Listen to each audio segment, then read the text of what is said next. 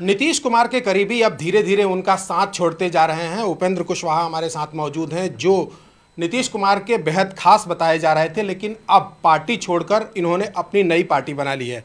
उपेंद्र जी, आखिर क्या नौबत ऐसी आ पड़ी? नीतीश कुमार में क्या ऐसा दिखा कि आपको उनका साथ छोड़ना पड़ा?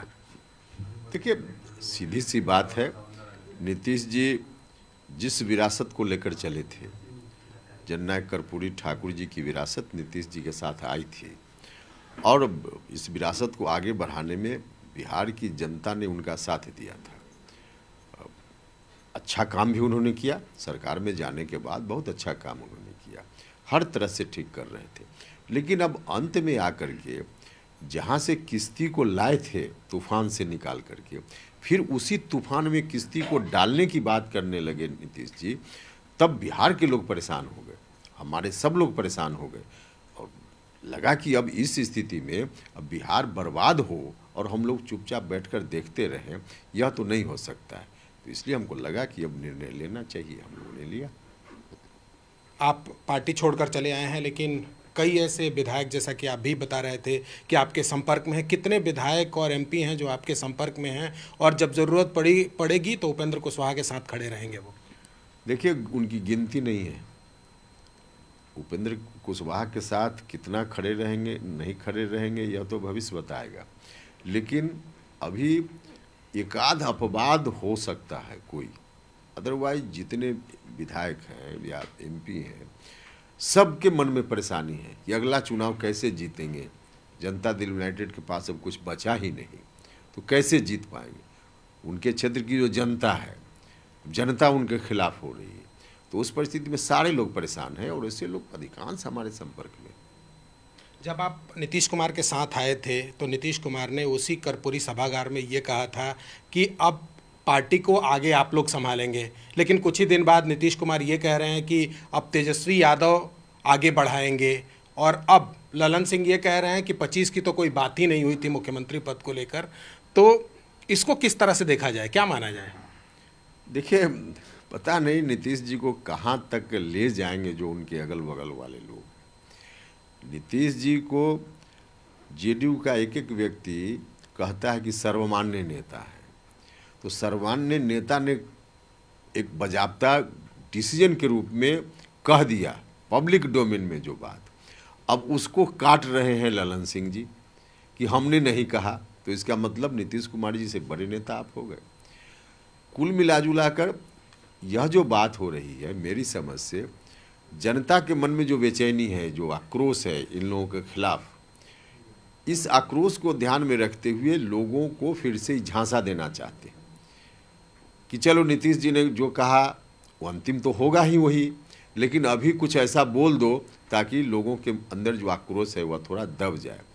तो कोशिश है, बोलने का मतलब यही है कि जनता को फिर से झांसा दे दो ताकि जनता समझ जाए, लेकिन जनता अब समझने वाली नहीं है। अब नीतीश कुमार जी जो कहेंगे वही होना है, सबको मालूम है। ललन सिंह जी के कहने का क्या मतलब। 2024 का लोकसभा चुनाव सामने है, एक तरह से कहा जाए कि सर पर खड़ा है और जाहिर सी बात है एनडीए की ओर से प्रधानमंत्री नरेंद्र मोदी ही फिर पीएम के उम्मीदवार होंगे, लेकिन नीतीश कुमार महागठबंधन का चेहरा बनने की सपना देख रहे हैं। क्या लगता है आपको, उनका सपना साकार हो पाएगा? देखिए, कैसे हो पाएगा। अब जिस रूप में विपक्ष में दर्जन भर से ज़्यादा लोग उम्मीदवार हैं, सबकी अपनी डफली, अपना राग है। कांग्रेस पार्टी विपक्ष की सबसे बड़ी पार्टी है, अब सबका अपना अपना दावा है, तो कहाँ से विपक्ष की कोई एकता का सवाल है? बिल्कुल नहीं है। और हम तो यह कहेंगे कि जब विपक्ष कहीं से एक होता हुआ नहीं है, दिख रहा है, तो नरेंद्र मोदी जी के सामने कोई चैलेंज ही नहीं बच रहा है। फिर यही स्थिति 2024 में होनी। आप एक सवाल हमेशा से उठाते रहे हैं कि जेडीयू अब कमज़ोर हो रही है। आखिर जेडीयू ये कमज़ोर हुई कैसे? आखिर कौन लोग हैं जो नीतीश कुमार के पास सही बात नहीं पहुंचा पा रहे हैं, जिसकी वजह से ये पार्टी धीरे धीरे अब टूटते जा रही है? देखिए, कुछ लोग हैं उनके आसपास, 2-4 लोग जो सब लोगों को मालूम है, और वही लोग सही बात नीतीश जी तक पहुंचने ही नहीं देना चाहते और नहीं पहुंच रही है सही बात। तो ऐसी परिस्थिति में जो फीड करते हैं लोग, नीतीश जी वही समझते हैं, वही सोचते हैं, वही करते हैं।